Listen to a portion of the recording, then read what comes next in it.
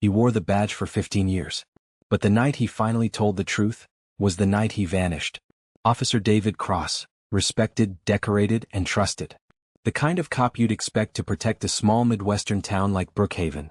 Brookhaven looked peaceful from the outside, tree-lined streets, polite neighbors, and kids playing basketball in cracked driveways. But under those calm streets and forced smiles, the town carried secrets no one dared speak about.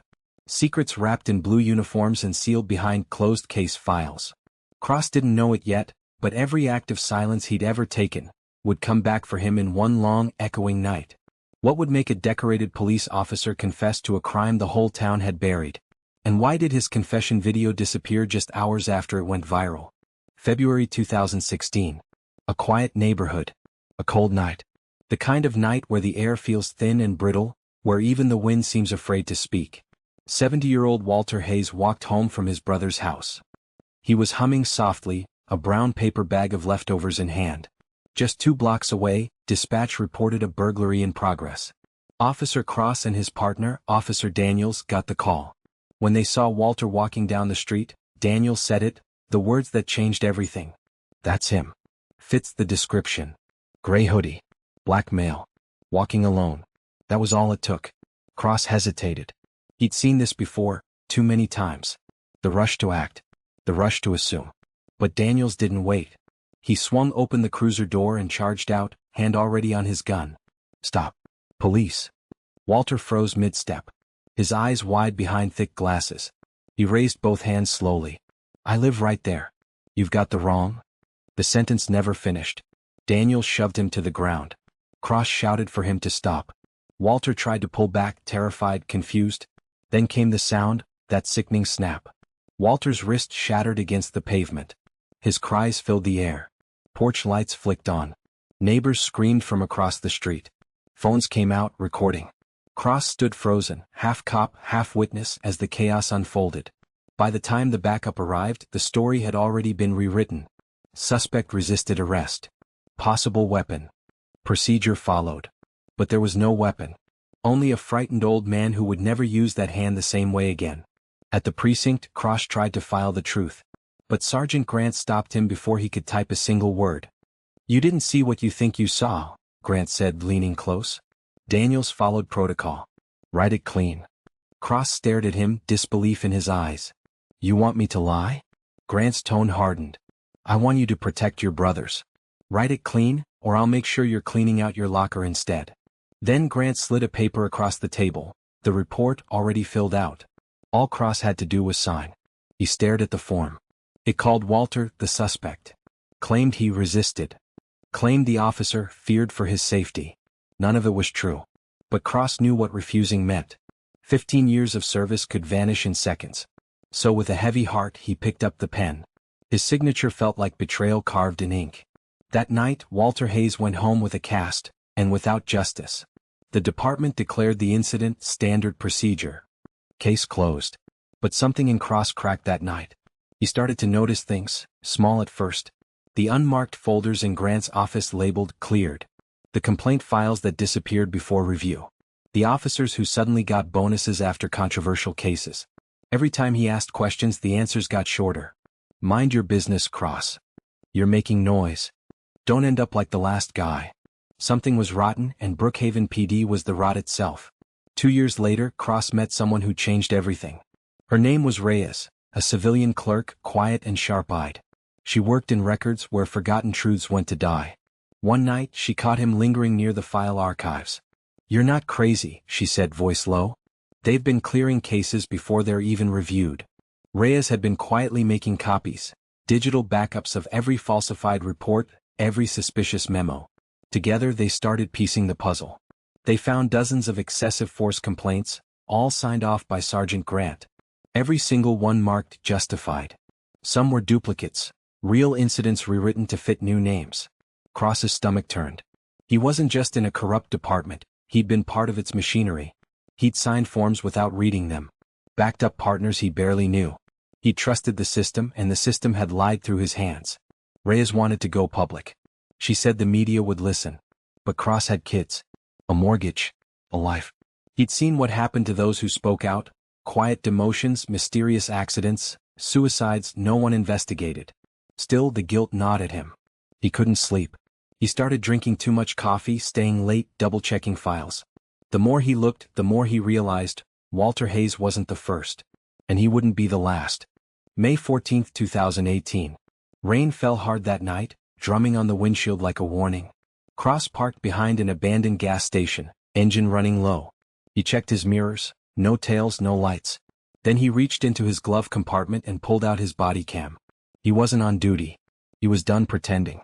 He clicked it on and stared into the lens. For 40 minutes he spoke. Not as an officer, but as a man finally stripped of excuses. He named names. Described dates. Listed badge numbers, report IDs, file locations. He talked about Walter Hayes. About the pressure to falsify. About the way they were trained to rewrite truth before the ink even dried. If anything happens to me, he said softly, this is my statement. The truth. When the camera stopped recording, he uploaded the footage to a whistleblower forum, one that auto-replicated files across servers worldwide. He thought he was safe. Within hours, the video exploded online. Hashtag Brookhaven PD flooded social media. Protests formed outside the precinct. Reporters swarmed the town. For the first time, people demanded answers. But by morning, the video was gone. Every copy deleted. Every mirror link broken. Accounts suspended. And Officer David Cross disappeared.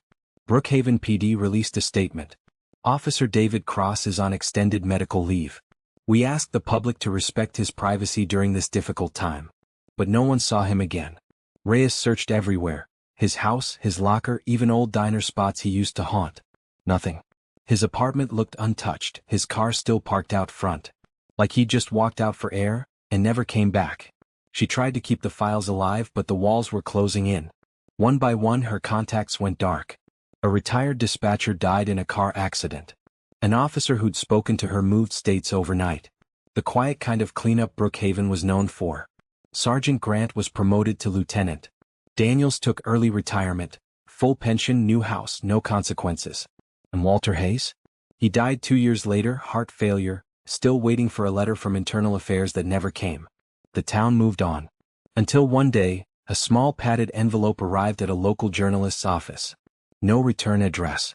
Inside, a single flash drive. It contained everything. Cross's confession. Internal memos. Emails between Grant and the city attorney. Body cam footage showing unarmed suspects beaten, then paperwork rewritten to justified force. The journalist, Vanessa Ortiz, spent weeks verifying it. When she finally published the story, it shook the nation. Whistleblower cop exposes Brookhaven police corruption. The footage aired on every major network. You could hear Cross's trembling voice say, "Silence protects the powerful." But truth always finds its echo. For once, the system had to listen. Within weeks, the FBI arrived in Brookhaven, not for a press conference but with arrest warrants. Sergeant Grant, Officer Daniels, the chief, all let out in handcuffs. Their faces, once symbols of law and order, now plastered across every headline. They never found David Cross. Some say he went into hiding, maybe under protection. Others whisper he didn't survive the night his video vanished. But one thing is certain, his words outlived him. Every few months, clips from his confession resurface online. Some say it's activists keeping his memory alive. Others claim Cross himself schedules the uploads, from wherever he's hiding. The audio always starts the same way, with a low hum, a faint breath, then his voice. They told me silence was loyalty. But silence, it kills more than bullets ever could. People listen. They share. In that sound, his trembling, haunted voice, there's truth that can't be erased. Not by fire. Not by fear. Not by time. Reyes eventually left Brookhaven. She started working for a justice reform organization in D.C., under a new name. But every year on May 14th, she lights a candle and replays his confession. In the flicker of the flame, she swears she can hear his voice echoing back, softer now but still strong. Brookhaven changed after that. Not overnight, not completely, but enough. The department was rebuilt. Oversight committees were formed. They even named a training center after Walter Hayes. But the people who lived there never forgot what had been done under the badge's shadow. When new recruits walk the halls, they see a plaque mounted by the door. In memory of those who spoke when silence was safer. And below it, a quote engraved in steel. Truth always finds its echo. Officer David Cross. Some say justice is about balance, righting the wrongs. But for men like David Cross, justice wasn't balance. It was confession. It was giving up everything just to make sure the truth had somewhere to live. Because silence protects the guilty. But truth is louder. And no matter how deep they bury it, it always echoes back. This was echoes of revenge. Where silence speaks louder than anger, and justice always echoes back. Like, comment, and subscribe for more stories where betrayal meets justice, and karma always finds its echo.